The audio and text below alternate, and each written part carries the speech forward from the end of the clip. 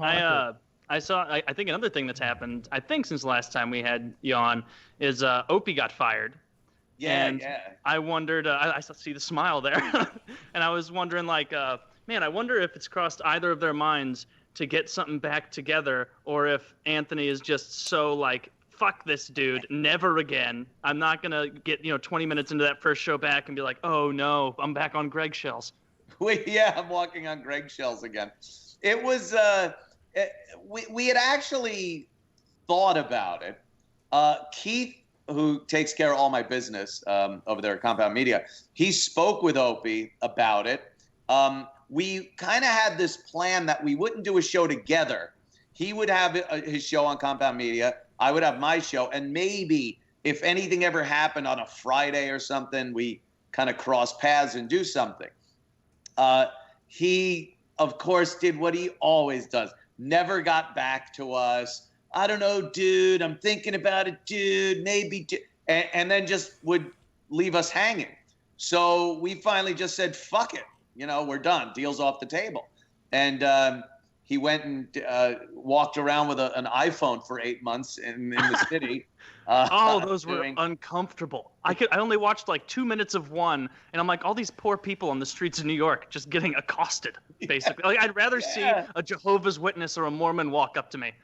It really was this. It was him walking around going, dude, look, a newsstand. Dude, this is crazy. A guy's selling pretzels. Dude, are you homeless? It's New York. Do you have any property I could destroy? Yeah. It's been a while. Pastries nearby.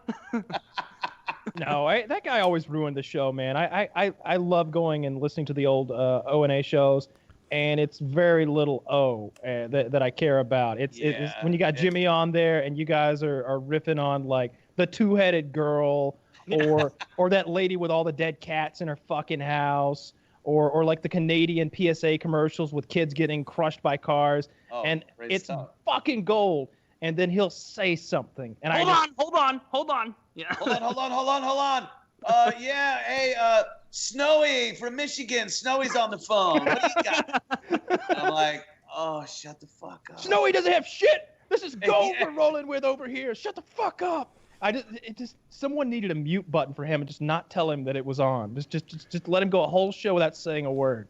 Yeah, people took a bunch of shows and edited everything he said out of them, and they're called Nopey shows. Oh, Jesus Christ.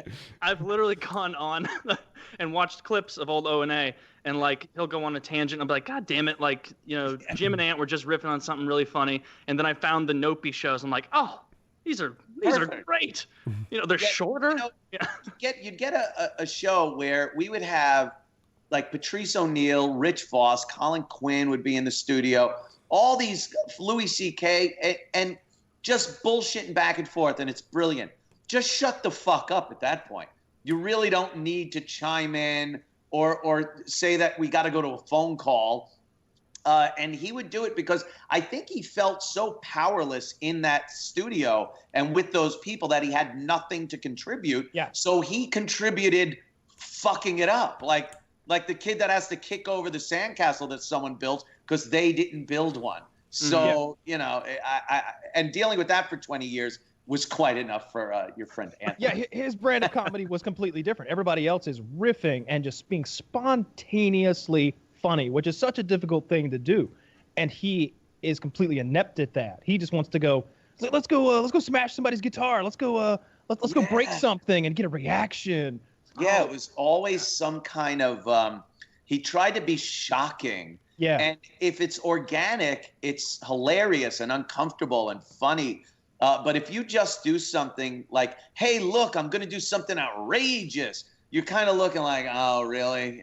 Are you? So, to throw a monkey wrench into a great conversation just to be outrageous or to fuck with somebody's personal property just to be outrageous, it came off as really lame. So, we as I said in Spinal Tap, we shan't work together again. That's probably a good decision. There was one I don't recall the exact details of it, but someone at one point like brought in poker chips to give to Opie, and that's a clip that I can't even re-listen to because I actually feel bad for the person that gave them. Like there was another clip, like I know a lot about the old show, where Jimmy got a drill that showed up there. And, Jimmy took a funny route where he's like, I'm a fancy man, and you will send me fine, new, cordless drills. You will not send me used product. And it's like, he's clearly fucking around. He's joking. But Opie, like, he took that guy's, or that lady, that guy, I don't recall, their poker chips, and I think he just threw them out the window. Like a gift that he just received, just out the window into New York. He, like, threw them at the person that brought him in, and they went flying. And I remember just going like, oh, my God, what is he doing? Why would you do this? But that was that's all he had. And when you know how some fans can be also, they're like, all right, that was awesome, Opie. And they like get him going for the next time. So he'll want to do it again. And, the times I sat there with amazing comics, great personalities, Jim Norton, thank God, was on board at that point. I wouldn't have lasted as long as I did. Yeah. Those are the moments that I just remember as some of the funniest things that I was ever part of on the show. Jimmy's the fastest mind I've ever seen. He's so quick with anything that you throw at him. He'll come up with a punchline. He's fucking brilliant. I love watching him do anything. There's so many times I would be sitting there and I'd be the one, like the wrath of Jim's humor and goofing on me about something. And I'm the one laughing the hardest because it's brilliant. It's cutting. It's hilarious. It's true. Like all that shit Jimmy's able to throw at you.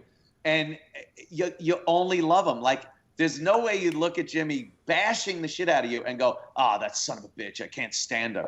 You just laugh your ass off because it's so funny. Yeah. Yeah, I really... You and Jimmy made those shows what they were. I fucking love them. I still love doing Chip Chipperson show with him over at Riotcast. Yeah. Hilariously infuriating to have him play a character during the whole show. And I fall for the same dumb jokes and things that I'll be sitting there and I'll go, so, Anthony, how was your vacation? And I'll be like, oh, it was great. I went down to Florida. I went there once too. I went with my mother. And I'm like, he never means for me to finish the conversation, but I go into it like I'm actually going to be able to convey a story, and he gets me with it every time, and I laugh my ass off. He's brilliant, man. I love him.